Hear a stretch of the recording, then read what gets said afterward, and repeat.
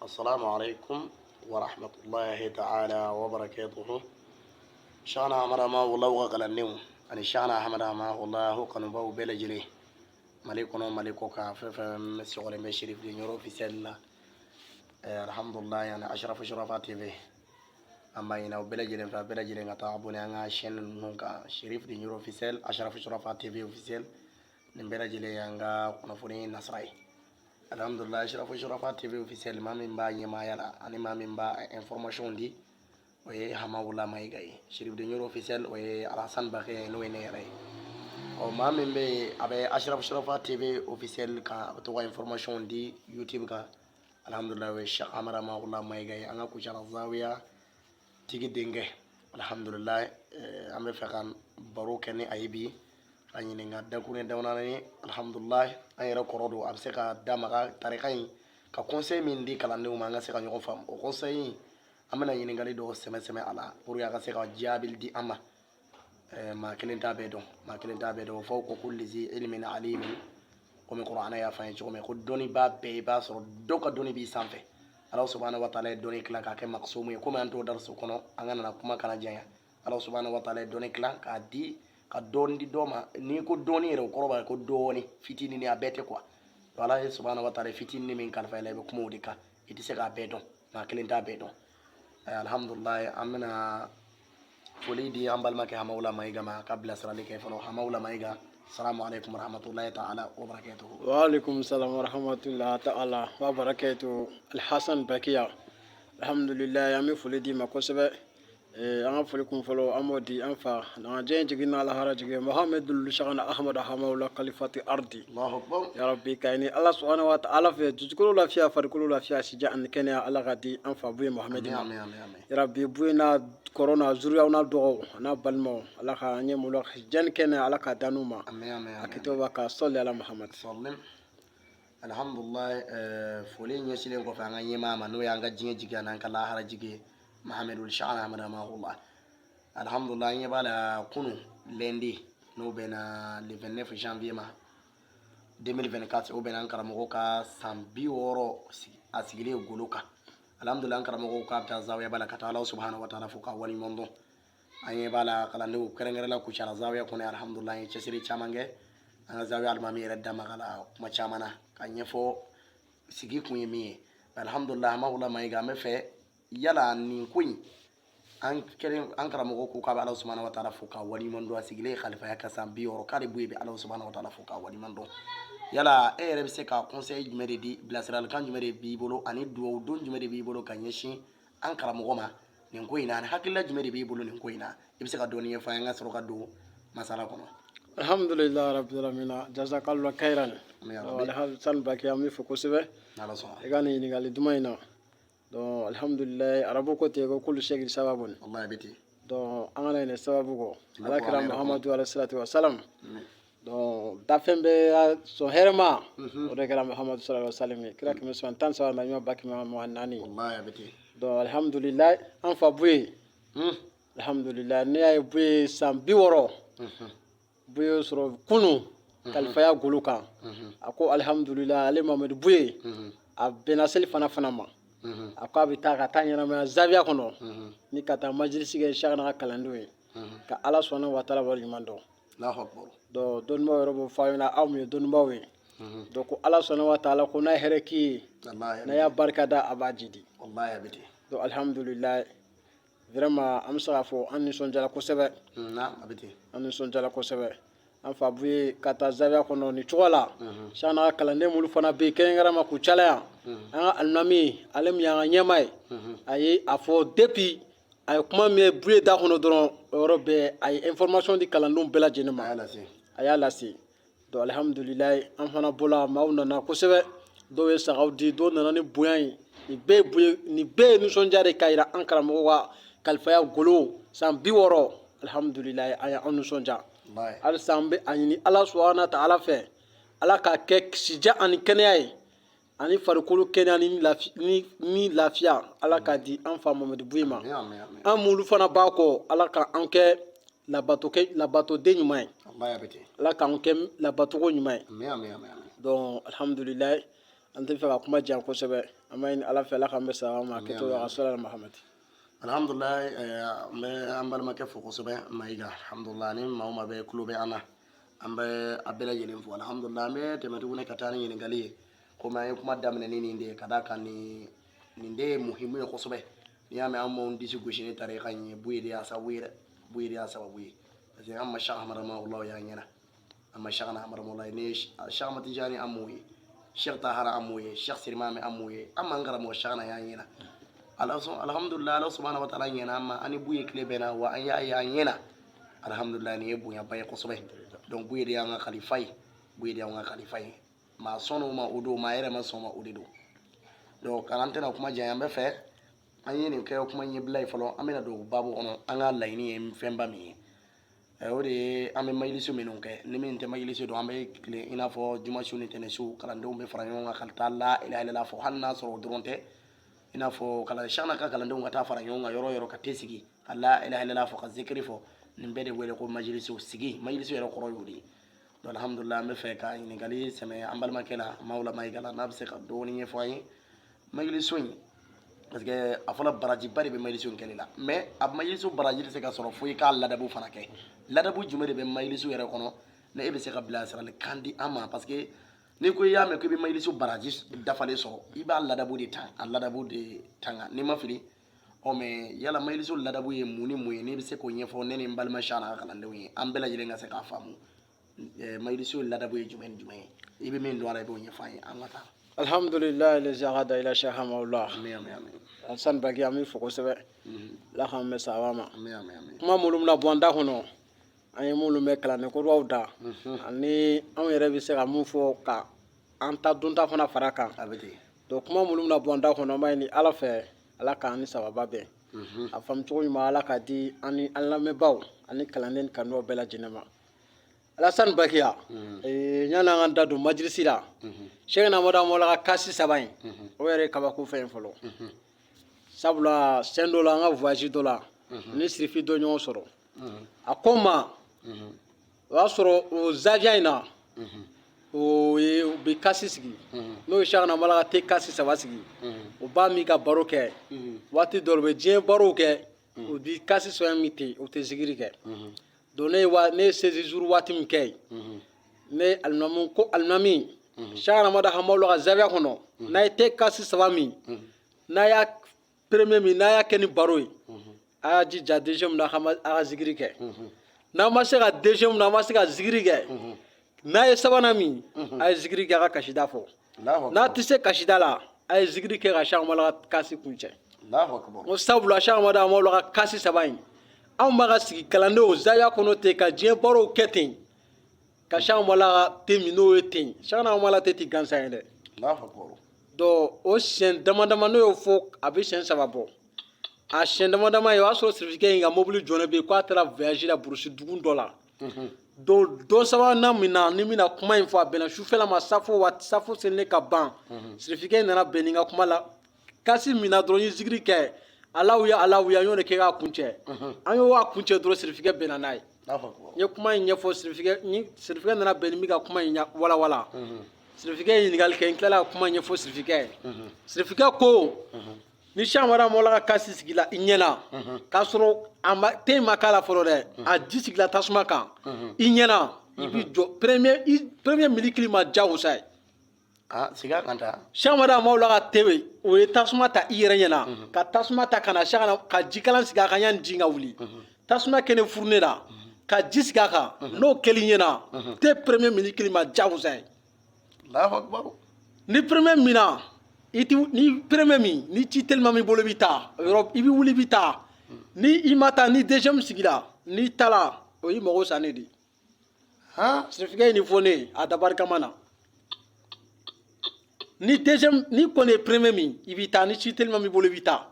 donc ni deuxième kɔni ji kɛra deuxième min na k'a sigi tasuma kan n'i taara dɔrɔn o y'i mago sa ne de parce que deuxième Cheikh Ahmad Tijani de ni deuxième fana sigila tasuma kan donc sabanan i b'i jija ni bɛ pressé do bɛ troisième ji dɔɔni a b'o kɛ ten troisième ji dɔɔni a b'o kɛ deuxième kan yafa kɛlen ma a ye nin fɔ ne ye tan o b'a yira u na kalandenw walahi fɛn b'an bolo majlisi nin tɛ majlisi sariya ye fɔlɔ dɛ nin ye kasi yɛrɛ de sariya ye fɔlɔ kasi min n'an b'a min a ji ka tasuma ta ka kɛ funɛ kɔnɔ ka ji sigi a kan n'o sigili ɲɛna i bɛ premier ministre ma diyagosa ye sagana ka ɲi o tuma kalandenw an k'an janto o tɛmɛnen kɔfɛ majlisi sariya an y'a mɛn kalanden kɔrɔba dɔw da cogo min ani an y'a mɛn kalanden dɔ ka vocal b'an kun an y'a sɔrɔ audio b'an kun an fa buye yɛrɛ ka majlisi yɛrɛ a bɛ kuma kan ani kɛwale min kɛ o bɛɛ b'a la donc majlisi mun fɔra an ɲɛna ni majlisi daminɛna a ti bɛn mankan ka kɛ kuma misɛnnin ka kɛ majlisi kɔrɔ a ti bɛn kumakan misɛnnin ka kɛ majlisi kɔrɔ n'an bɛ zikiri la waati min ni an bɛ zikiri kɛ waati min ni tɛ premier kɔni minna dɔrɔn halimami ye sira di majlisi ka daminɛ donc a ti bɛn maa si kuma caman man kan ka ye a kɔnɔ kuma yɛrɛ ma ye a kɔrɔ hali k'i da don mɔgɔ dɔw tulo kɔrɔ ka a kuma dɔ fɔ a ye a man ɲi alhamdulilayi i ka kuma latigɛ tɛ n'i y'a ye a ta k'a lajɛ i b'a ye majlisiw a ka ca la majlisiw bɛ sigi an bɛ waati min na komi bi n kan tɛ an fa buye ka yɔrɔ majlisiw ma mais zawiyaw bɛ yɔrɔ o yɔrɔ i b'a ye majlisiw kɔni bɛ sigi k'a fɔ la ilaha illallah bɛ fɔli bɛ daminɛ waati min i bɛ kalanden dɔw de sɔrɔ u bɛ mankan misɛnninw na a waati a dun fɔla parce que majlisiw kɔnɔna na i ka kuma latigɛ tɛ dɛ ɲɛfɔli don majlisiw kɔnɔna na n'i y'a ta k'a lajɛ a fɔla ya qawmi min filɛ nin ye k'a daminɛ ya qawmi na fo ka taa bila kasida in yɛrɛ laban na n'o ye alhamdulilahi lezi aada ila sheikh amahullah nurul awayuni k'a daminɛ kasida in daminɛ fo ka taa bila laban na ko ni kasida in sela ka da ni maa o maa y'i sigi i ma kumakan misɛnmani don a kɔrɔ ka sigi k'a bɛɛ lamɛn k'aw ka wurudi ninnu bɛɛ bɛ kurakuraya wallahi ya qawmi yɛrɛ fɛn ba de ye ya qawmi ye jɔn de ye ya qawmi walafi sid mahamud ale de ye kasida in walafi buye fana ka kumakan dɔ la ko n'an bɛna kasida daminɛ majlisiw sigi n'an bɛna majlisiw daminɛ kasida ninnu na an k'a daminɛ ni cɛba saba ka kasida ye a fɔlɔfɔlɔ ye sidi mahamudu ye sidi mahamudu ka kasida n'i y'a ta k'a lajɛ ya qawmi k'a fɔ i ka kuma latigɛ tɛ dɛ n bɛ k'a ɲɛfɔ de pour que ka se ka i ka kumakan tɔ sɔn ji la i ka sɔrɔ ka na n'i ka kumakan yɛrɛ ye sidi mahamudu filɛ nin ye a ka kasidaw ka ca ya qawmi bɛ yen jazallahu bɛ yen o ye ne bɛ min dɔn a ka kasida ninnu na a ko an ka filanan kɛ jɔn ye an ka filanan kɛ maraba tɛ n bɛ ka buye de ka kumakan fɔ k'a fɔ n bɛ k'a fɔ nin yɛrɛ ka hakilila o tɛ dɛ buye de y'a fɔ ten a filanan ye jumɛn ye an ka cɛba filanan jɔn ka kasida tugu la o ye marabata ye marabata ka kasida ayul khayali bɛ yen tubtu wa jijatu bɛ yen fadunakum ulama'u bɛ yen ashkun fisali bɛ yen nin bɛɛ ye marabata ka kasidaw ye a ko an ka sabanan kɛ jɔn ye an ka malamine sabanan ye yɔrɔ malamine kɔni t'a kɔnɔ a k'ale ka kasidaw kɔni a tɛ se ka fɔ ka ban ayinul fati yɛrɛ kuturu bɛɛ y'ale ta ye donc alhamdulilayi ninnu an ka daminɛ ninnu cɛba saba ye de ta ye ka sɔrɔ ka na n'a ye donc sidi mahamudu ta de ye fɔlɔ ye donc a ka kan ya qawmi bɛ yen ko kalandenw k'u daji mais majlisi yɔrɔ ninnu na i bɛna ye kalandenw ka mankan ka ca kangari bɛ da ka dɛsɛ donc alhamdulilayi e yɛrɛ hakilila ye jumɛn ye a ko in na komi aw yɛrɛ bɛ yala zawiyaw caman kɔnɔ a b'a caman ye bisimila alhamdulilayi Alasani Bakiya problème dɔ de bɛ yen kalandenw b'a fɔ ko fɛn min ti kɛ fɛn caman bɛ yen ko a tɛ se ka kɛ buye kɛrɛfɛ ko mais ko a bɛ kɛ zawiya tɔw la o tuma an bɛ ka jɔn ladege o tuma an bɛ ka jɔn de labato i jɔ n bɛ nin ɲininka nin yɔrɔ in na dɛ ne ye ka kuma faamu e bɛ fɛ k'a fɔ kalanden dɔw de bɛ kuma u b'a fɔ nin sariya ninnu bɛ kɛ buye de ka yɔrɔ la donc i b'a ye a tɛ boli zawiya mais e ka kuma ka laɲini e bɛ fɛ k'a fɔ de fɛn o fɛn bɛ ni buye y'a kɔn a ka zawiya kɔnɔ ɲɔgɔn ye a kan ka kɔn zawiya kɔnɔ o ye jagosa de ye o ni buye ko fɛn o fɛn bɛ bɛn a zawiya kɔnɔ ye o ye jagosa de a bɛ daga zawiya tɔw o ye jagosa de madama ni e ko bɛ buye ko hali wulila ka se buye ma ko buye bɛ se ka se ala ma ni e ko maa min bɛ se k'i se ala ma o tigi tɛ min fɛ e bɛ k'o kɛ i ka kuma in a ɲɛna la ilaha illallah an bɛ ka la ilaha mun fɔ buye tɔgɔ dɔn wa ayi buye tɔgɔ tɛ fiyewu est ce que buye tɔgɔ don sahana tɔgɔ don wa ala kira tɔgɔ don wa ala kira tɔgɔ tɛ ala tɔgɔ de don tabaraka wa taala donc fɔlɔ n'an tun y'a jateminɛ fɔlɔ majlisi dirisa ninnu tun bɛ majlisi kɛ an fa buye kɛrɛfɛ o tun bɛ kasida ta u yɛrɛ ye k'a sɔrɔ buye tun tɛ kasida d'u ma dirisa busanga usumani jalo o tun bɛ kasida de f'u yɛrɛ ma ni kasida min ka di o b'u ta buye tun tɛ kuma o mais ko sa in na ɲamaru de dira buye ma buye tɛ ko k'a kunfɛ tu mais ko sa in na sisan buye yɛrɛ de bɛ kasida ordre di dirisa ninnu ma u ka nin kasida ta n'i y'a jateminɛ n'i bɛ buye kɛrɛfɛ i b'a ye buye mun buye yɛrɛ majlisi buye yɛrɛ sigilen don kuma t'a ni maa cɛ a bɛ kuranɛ kalan na walima olu bɛ buye ka kitabu lajɛ walima kuranɛ lajɛ u nana o fana donna o fana ye ɲamaru de ye sisan sinon waati min na Dirisa ninnu bɛ kasita ta Buye tun bɛ sigi a nɔgɔman de don a b'u lamɛn an fa Mamadu Buye o bɛ sigi a kɛrɛfɛ Buye denw bɛ sigi a kɛrɛfɛ maa si tɛ maa si ye kuma na kalanden minnu bɛ yen Dirisa ninnu kɔfɛ ni kuma na o bɛ kuma i fɛ hey kuma tɛ kɛ yan e b'o ye mun na e kan ka ladili kɛ n'o de ye o e bɛ ladili kɛ ten de n y'a mɛn majirisi sariya la ale bɛ ka kasita saba min fɔ ya kaw min an k'olu bɛɛ to yen n y'a f'i ye majirisi sariya a ti bɛn kumakanmisɛn de ma y'a kɔrɔ mankan ma y'a kɔrɔ o ye majirisi sariya de ye donc zikiri min yɛrɛ bɛ fɔ ka caya n y'a mɛn kalanden kɔrɔba dɔ yɛrɛ da zikiri yɛrɛ n'an b'a fɔ majirisi la a sariya la n'a sariya dafa la maa si ma kuma an bɛ dɔgɔkun 3 sɔrɔ yɔrɔ o yɔrɔ maa tɛ yen m'o hami tɛ dilan o tɛ se ka kɛ hali ni kasita ma fɔ donc majirisi a musakara bɛ o jo dɔ b'an bolo yan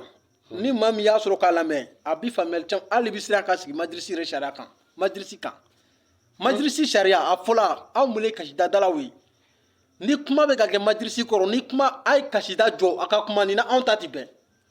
ni mun m'a dabila a ye kasida jɔ a ka kɛ barojalo na o ka fisa ma ni a ka majirisi kɛ ni o cogoya ye nin tɛ kosɛbɛ k'a ye ala subahana wa taala tɔgɔ de bɛ ka fɔ n'o ye la ilaha illallah ani an bɛ ala kira tanu na an bɛ Cheikh Ahmad Tijani tanu na an b'an karamɔgɔ Cheikh Ahmad rahimahullahu tanu an bɛ k'an fa Buye tanu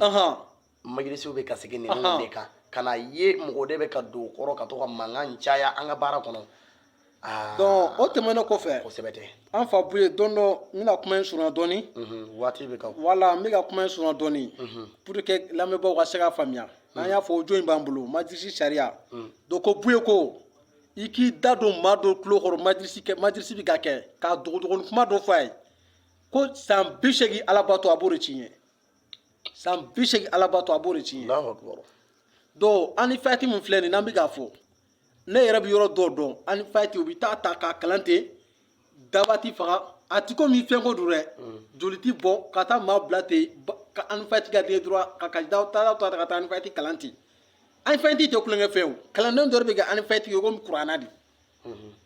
an ni fayati bɛ di Seku Malamini ma don min na an y'a mɛn cogo min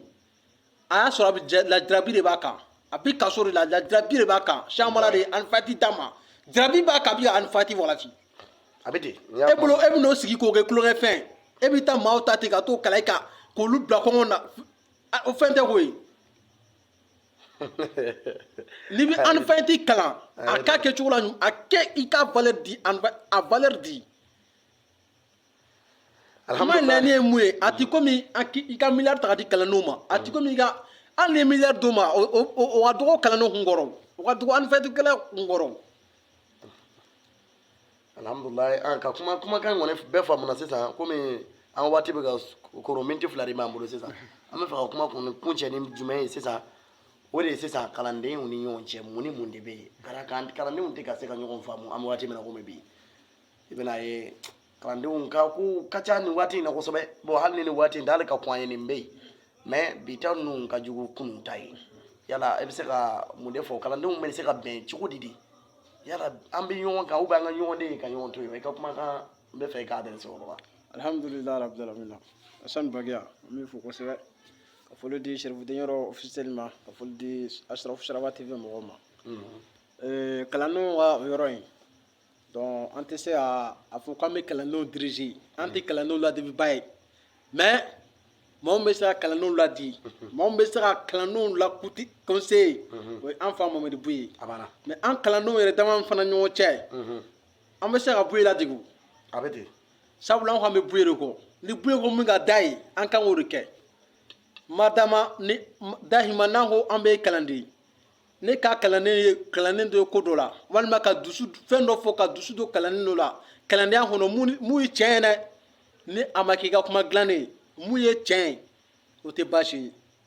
n'an y'a jateminɛ fɔlɔfɔlɔ kalandenw ni e Alasani tun ye mɔgɔdamu ye walima e tun bɛ mɔgɔdamu dɔ ka dugu la e Alasani bolo mɔgɔdamu fɛ yen ka taa dugu dɔ la e taara sɔrɔ mɔgɔdamu wɛrɛ bɛ yen a b'e ɲininka e bɔra nin mɔgɔdamu fɛ yen nin ye belebele ye koyi nin ye Sian Wala ka belebele ni Sian Wala ka waraba ye ale bi o kɔrɔ ta k'a yɛrɛ dɔgɔya ne e bolo ale fana fɛ yen ka taa dɔn fɛ yen o fana b'a yɛrɛ kɔrɔ o fana b'o kɔrɔ ta k'a yɛrɛ dɔgɔya o bɛ mun yira o bɛ bɛn de yira o b'a yira i la k'a fɔ ninnu bɛ farafarali tɛ yen mais mun ka maritaba ka bon mun ye o bɛɛ b'o dɔn mais o bi kalan n'o ye o bi ka anw de kalan madama anw bɛ kɛ e bakiya ye e cɛsirilen don ka musakaw fɔ ka kalandenw conseiller ka kalandenw bilasira ka courage to kalandenw na mais mɔgɔ dɔw b'a miiri ko bakiya bɛ ka nin dugan de fɔ walima bakiya bɛ jɔyɔrɔ ɲini de la o ye ka faamuyali de ye o sinon ne e y'a faamuya k'a fɔ ko bakiya bɛ ka kuma min fɔ n'o ye yakutu ye ou bien n'o ye arabu kasitaw ye k'a bɛ k'a walafi k'a kɔrɔ fɔ bakiya tɛ ka nin dugan fɔ a komi sisan ni maa ye kuranɛ kalan ka tila ka taa tafsiri kalan e bɛna sigi e bɛ wajulu de kɛ o bon ni maa min ma o kalan o bɛ se k'o fɔ wa bon maa min y'o kalan a n'a bɛ k'o fɔ a fɔcogo la est ce que o bɛ ka nin dugan fɔ wa bon baara in bɛ ten bakiya ka baara in b'o cogo de la donc n'i y'a faamuya o faamuya cogo la e bɛ n'a ye k'a fɔ ko bakiya tɛ ka baara kɛ n'a ni dugan ye e bɛ n'a ye maa o ja ni musokala kɛlɛ bɛ yen a tɛ ka baara kɛ n'a ni dugan ye donc an kalandenw ne kɔni mun fɔ an ɲɛna ni maa min bɛ yen i b'i ka baara la ni kalanden dɔ bɛ k'i lagosi a tigi n'a kungo to ɲɔgɔn na i k'i baara kɛ ni sɛgɛnɛ cɛ ni buye ɲɔgɔn cɛ bilahi buye ɲɛ b'i la ale mun bɛ k'a fɔ ale mun bɛ ka t'i lagosi kɔfɛ o buye ɲɛ b'a la buye ɲɛ bɛ e la